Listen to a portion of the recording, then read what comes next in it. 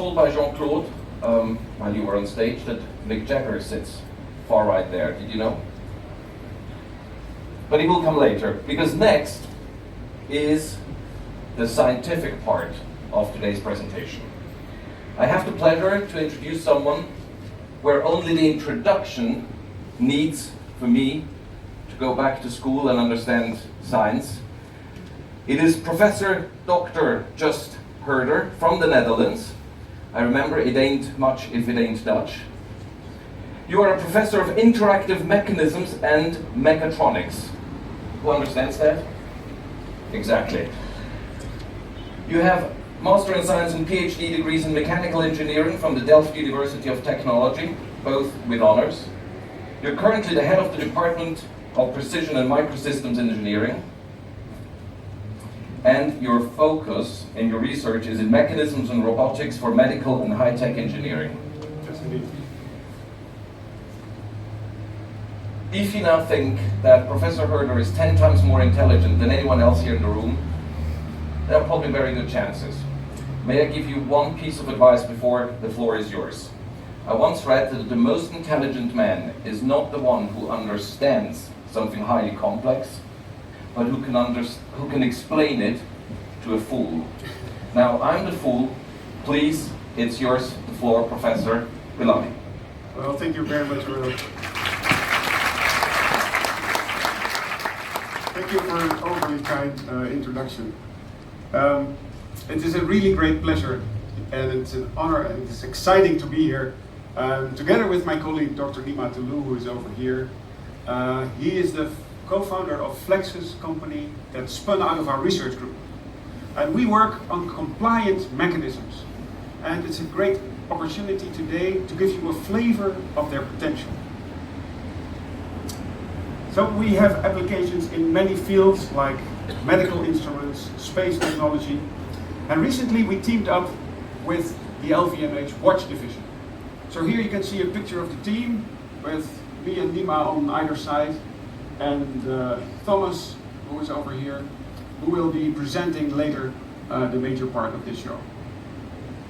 As you can see, it's an energetic team of young people, well, apart from myself, of course, and together we ended up in this endeavor. Now first, a little bit on mechanisms. Mechanisms go back a really long time. On the top left you can see a very famous mechanism from ancient China. It is the south-pointing chariot.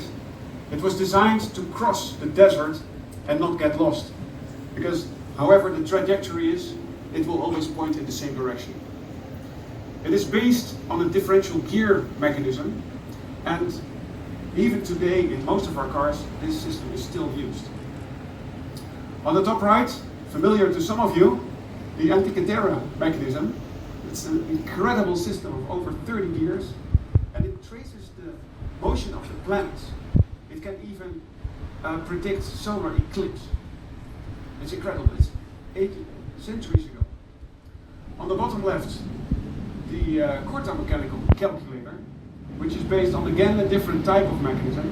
It's a stepped drum system. It's a cam mechanism essentially. And on the bottom right, one of my favorite mechanisms is the Bosselier linkage, which is one of the few mechanisms that is capable of tracing an exact, mathematically exact straight line. So clearly, a lot has been achieved in centuries of refinement of mechanism science.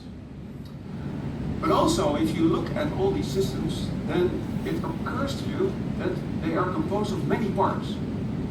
Cams, links, gears, bearings, all of that. And they move due to relative motion. And that is associated with friction and backlash. And also we need maintenance, we need lubrication to keep things running. And in the production phase we need assembly, which can be very costly.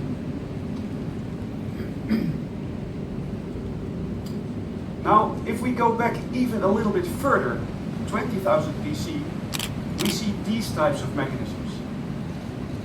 Does anybody see the mechanism? Yeah, the bow and arrow. Now the bow also moves, and it generates force, and it stores energy, and it can be used to aim and shoot an arrow really precisely. All of that in one part and it moves due to deformation. So that is a fundamental difference from the mechanisms that we just saw before. Now, this compliance is employed a lot in nature. Here you can see an example of a tree. It survives a storm by yielding and folding up the leaves.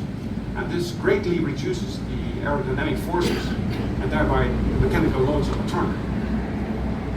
So we can design systems that are stiff and strong. That is actually what we usually do in mechanical engineering. But we can also learn that we can do the same thing. We can make things strong by making them flexible. That is basically the trick of compliant mechanisms. This is an example of the mechanism where we employ that. A few years back we developed this stage. It can hold a sample in an electron beam microscope. It can move with high precision. The resolution is in the order of 10 nanometer. That is 1,000 times less than a baby hair. And it is moving based on these little slender parts in the metal. They can move just a little bit, enough for this precise motion.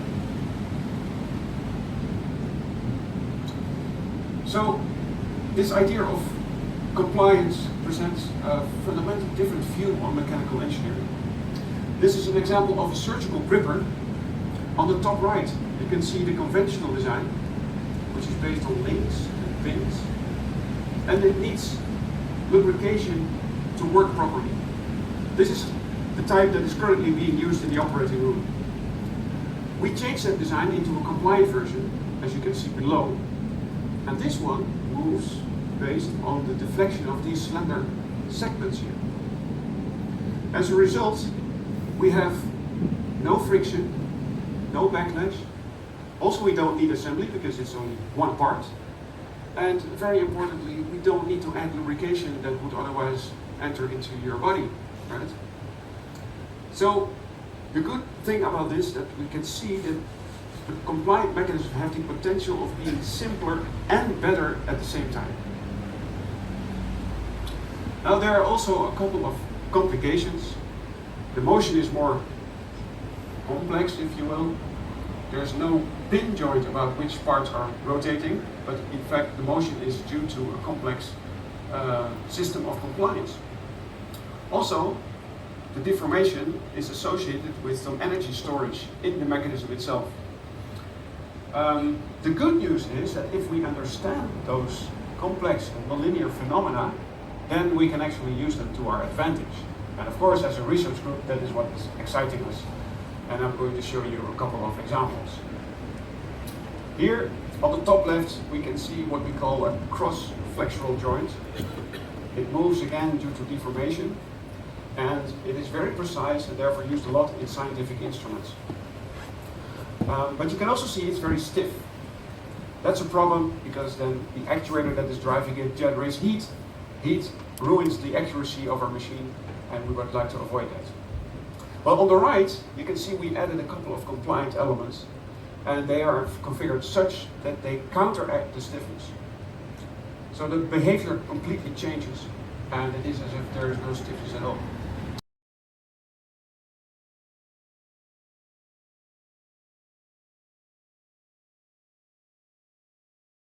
The École Normale Supérieure de Paris.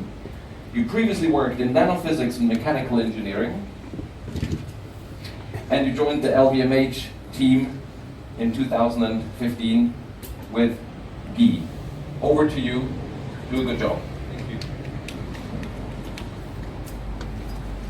So, indeed, now you know everything about compliant mechanism, but let's apply them to watch parts and to innovative watch parts. Zenith is writing its future.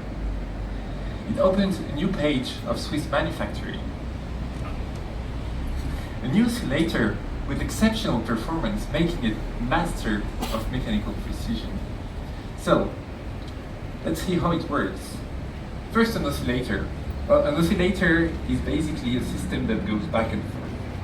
And Christian Huygens, in the 17th century, started studying from a theoretical point of view what were good oscillators for timekeeping. he studied it and he applied it to clocks that you can see on the right of the screen. And these clocks share a lot with traditional mechanical watches. You can see a hairspring, and let's see together what's a good oscillator. Here are two pendulums. One is good and one is really bad. Really bad.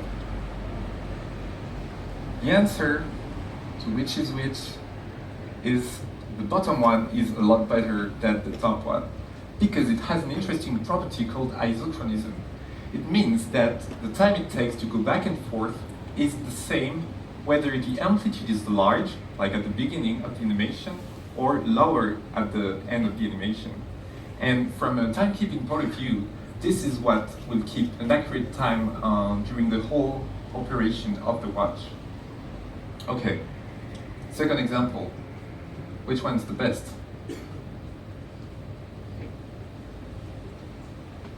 The answer is the right one, because the right one has a lower relative damping. This means that in order to keep it working, we need to input less energy at every oscillation. And this has interesting implications, because less energy means, well, a longer power reserve, of course, but it also means less disturbance by the escapement to the oscillator, and thus a more accurate timekeeping.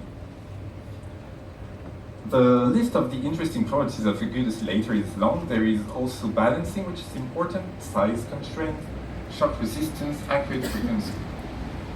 And all these challenges have been solved in the past by watchmakers, but now let's make it compliant. The building block we use in the development of these new mechanisms, this oscillator, is called a flexure.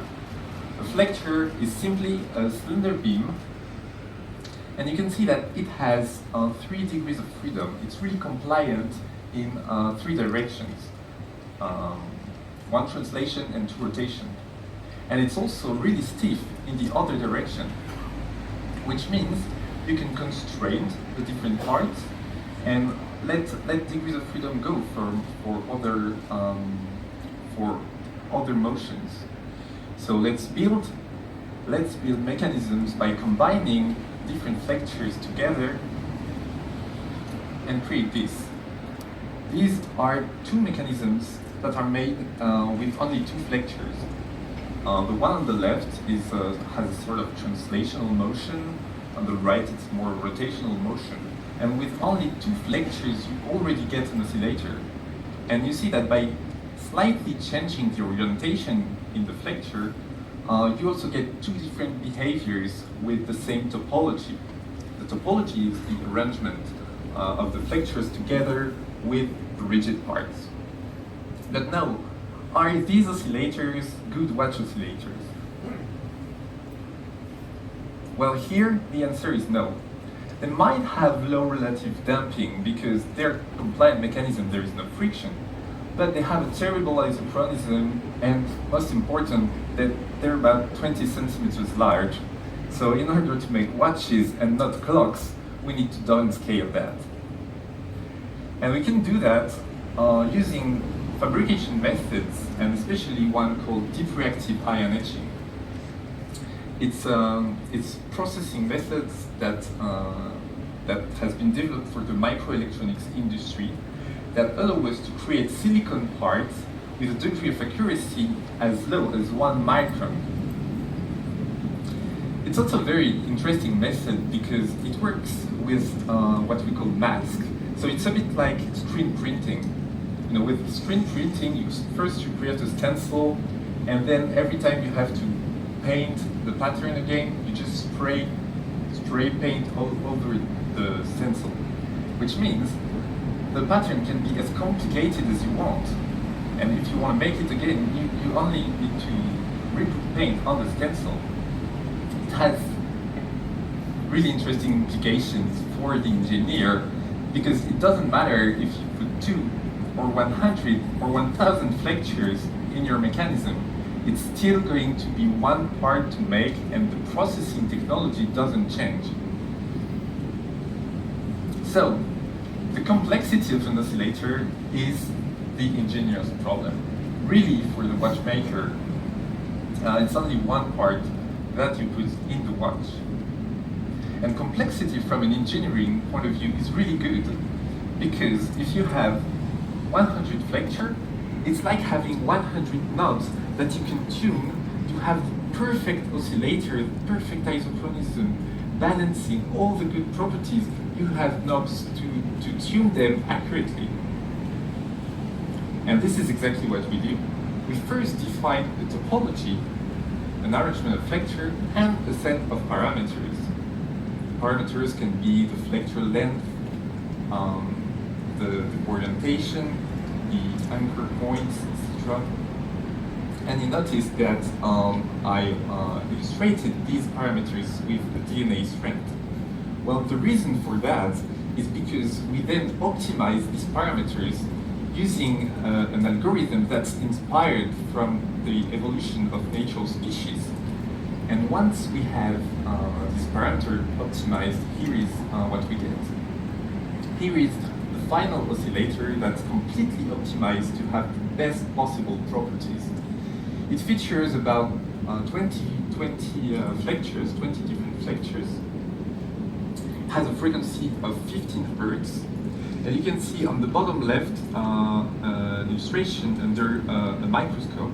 The flexure is only 20 microns thick with a height of 0.5 millimeter. 20 microns, that's 200th of a millimeter. So it's a quite complex design. So let's break this down a little bit. It has an outer ring that's here in yellow. The outer ring is the inertial. It's sort of the equivalent of the balance wheel in traditional watch oscillators. Now the blue part is the spring. It's sort of a replacement for the hairspring in traditional watches, and it also carries the outer ring, which means it's the hairspring, okay, but it's also, in a way, the axis of the balance wheel. In green, this is the index. This is the fine frequency tuning that we use to match the exact frequency once the oscillator is in a watch. And now let me draw, please, your attention on the purple part. The purple part is actually the anchor, which is in the same part as the oscillator. Because I told you complexity doesn't matter. So if it doesn't matter, why not put more elements, more function into the same part? And this is how we get this oscillator. So now that it's been optimized on a computer, well, let's see how it performs in real life. So we have Swiss anchor escapement, and it's not a conventional frequency, so the usual tools don't measure this kind of watches. So we used a measurement that's based on a laser to track the timekeeping of the watch as it unwinds. And here is the result, the curves at the top of the screen. The dotted red line is the performance of an average Swiss watch. But it's already really good, because if you see 24 hours on the horizontal axis, well, at 24 hours it's already really precise, and that's what the usual timekeeping norm is about. It's the cost norm looks at what happens after 24 hours. The blue one, the blue dotted line, is probably one of the best industrial watch you can buy on the market today. It runs almost 70 hours, and it keeps really good accuracy across this whole unwinding of the watch. And now, the LVMH oscillator is in green. So as you can see, as it unwinds, it shifts of, it has a shift in frequency of less than 1 second a day, which means if you put your watch on the nightstand and take it back 60 hours later, it will give you the real time within 1 or 2 seconds. Okay, so now that we have a good looking and performant oscillator, we can put it in a watch. This is the new Zenith movement that comes with this oscillator. It has central second hand, 18 joules, 148 components, automatic winding, diameter 32.8 millimeter, and thickness 8.13. But more importantly, it has a revolutionary regulator without a hairspring. It has a new oscillator and anchor forming a monolithic hole. It has a frequency of 15 hertz, sorry. That's 108 variations, 1,000 variations per hour. It works with an amplitude of plus minus 6 degrees and over 60 hours. Has, as I've shown you before, an exceptional degree of accuracy. And this degree of accuracy remains the whole time the watch unwinds. No friction, no need for oil thanks to compliant mechanisms. Insensitive to temperature because we have a compensation process. It's insensitive to gravity because we completely balanced the system. And it's insensitive to magnetism because it's made out of silicon. So it really opens new vista and enters a new dimension for watchmaking. Thank you.